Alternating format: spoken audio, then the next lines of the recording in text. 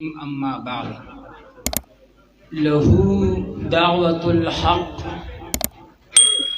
صدق اللہ العلی العظیم۔ میں بلا تنبیہات اور تمہیدات کے آپ حضرات کی مجلس میں صرف چند منٹوں کی گفتگو کروں گا، اور وہ اہم بات یہ ہے کہ اللہ رب العزت کے انبیاء اکرام علیہم الصلاۃ والتسلیمات تقریباً 1,24,000 کم و بیش جیسے اس دنیا میں تشریف فرما ہوئے 1,24,000 کم و بیش انبیاء اکرام علیہم الصلاۃ والتسلیمات جو اس دنیا کو مبعوث ہوئے، ان 1,24,000 کم و بیش انبیاء کی دعوت علم کا خلاصہ آسمانی 4 کتابیں اللہ رب العزت نے مختلف انبیاء اکرام پہ نازل کی۔ تمام 4 کتابوں کے اہم مرکزی مسئلہ اور ان کا خلاصہ، صحابہ اکرام کی قربانیوں کا خلاصہ، ساری زندگی اور ساری امت کی پیدائش کا نتیجہ اور حکمت اور اس امت کی پیدائش کی وجہ وہ ہے مسئلہ الہ، رب کی وحدانیت۔ جب تک امت میں رب کی وحدانیت ہو، جب تک امت میں مسئلہ الہ ہو، یہ امت کامیاب بھی ہوگی، یہ امت حاکمیت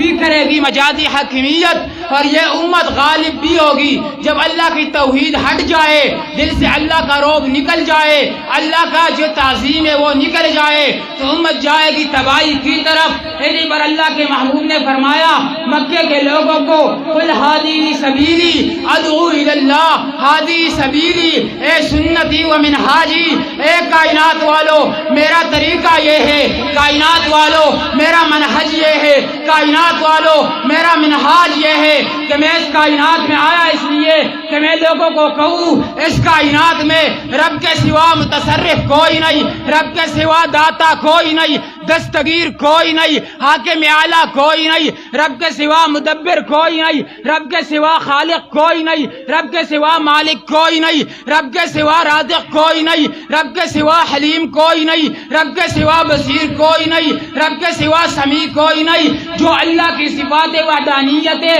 ان کا حقدار صرف ایک اللہ ہے۔ اللہ کی صفات نہ انبیاء میں ہے، اللہ کی صفات نہ اولیاء میں ہے، اللہ کی صفات نہ صحابہ میں ہے، اللہ کی صفات نہ اولیاء میں، نہ مجتہدین میں، نہ فقہاء میں، کسی میں بھی نہیں۔ مافوق الاسباب جاننے والا کوئی نہیں، اللہ کے بغیر مافوق الاسباب دیکھنے والا کوئی نہیں، سننے والا کوئی نہیں، قانون دان کوئی نہیں، قانون ساز کوئی نہیں، حاکم اعلیٰ کوئی نہیں، لاسانی کوئی نہیں، زبردست کوئی نہیں، غوث اعظم کوئی نہیں، دستگیر کوئی نہیں۔ اسی کو اللہ نے فرمایا لہو دعوت الحق۔ اور جب یہ ساری صفات اللہ کی، تو شور و پکار بھی صرف اللہ کا خاصہ ہے، اللہ ہی کے خاصہ ہے شور و پکار۔ خاصہ کیوں؟ اس لیے کہ اللہ وہ ہے، اللہ خالق کل شیء، اللہ ہی خالق ہے۔ اور واقع ہے مشرکو، تم جن کو پکارتے ہو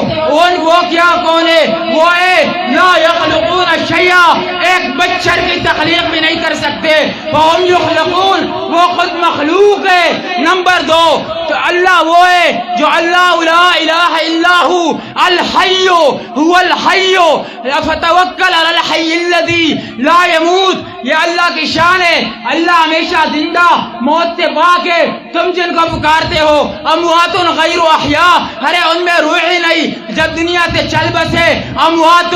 مردے ہیں، جب حی نہیں شور پکار کے لائق نہیں، جب خالق نہیں شور پکار کے لائق نہیں۔ نمبر 2 اللہ ہی شور پکار کے لائق، کیوں؟ انہ هو السمیع انک انت السمیع ان ربی لسمیع الدعاء، کیونکہ مافوق الاسباب سننے والا اللہ۔ تم جن کو پکارتے ہو اے مکے کے مشرکو، تم جن کو پکارتے ہو اے ایران کے رافضیو، تم جن کو پکارتے ہو اے پاکستان کے باغیو، تم جن کو پکارتے ہو ان کا حال بھی سن لو۔ والذین تدعون من دونہ ما یملکون من قطمیر، اپنے کفن کا بھی مالک نہیں۔ آگے سنو، ان تدعوہم، تم ان کی شور و پکار کرو، مزارات پہ جا کے کرو، مٹی کھا کے کرو، دور سے کرو، ادلو سے پکارو تب بھی لا یسمع دعاکم، تمہاری شور پکار سنتے نہیں، قبر پہ چڑھ کے پکارو تب بھی لا یسمع دعاکم، کوئی مشورے کے لیے پکارو تب بھی لا یسمع دعاکم،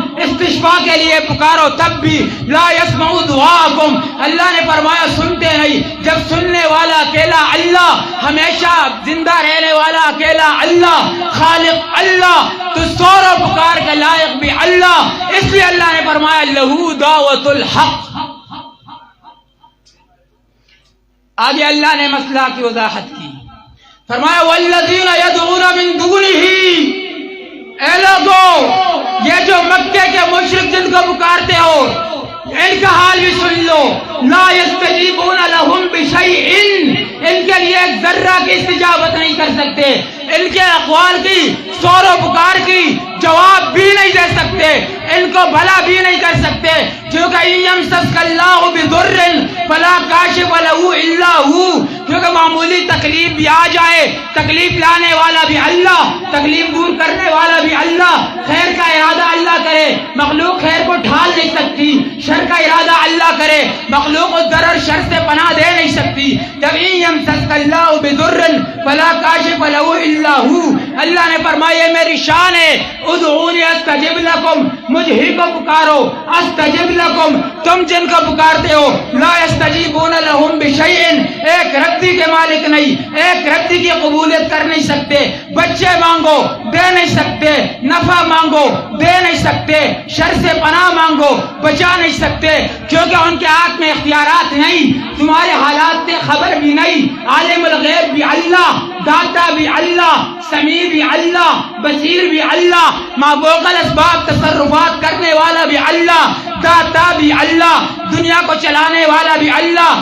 بنانے والا بھی اللہ۔ آگے اللہ نے مثال ذکر کی، مختصر اشارہ کر رہا ہوں، اللہ نے مثال ذکر کی، پھر بھی مشرک پکارتے ہو، اس پکارنے والے کی مثال سنو، اللہ کباسط کفیہ الی الماء، اس کی مثال ایسے ہے، ایک آدمی تالاب کے کنارے پہ کھڑا ہوا، سمندر کے کنارے پہ کھڑا ہوا، آوازیں دے رہا ہے، اے پانی میرے منہ میں آ جا، اے پانی میرے منہ میں آ جا، اے پانی میرے منہ میں آ جا۔ اللہ نے فرمایا ما ہوا ببالغہ، وہ پانی یہ تو کہہ رہا ہے لیبلغ فاہ، اس لیے پانی کو پکارتا ہے کہ اس کے منہ میں آ جائے۔ اللہ فرماتے وما ہوا ببالغہ،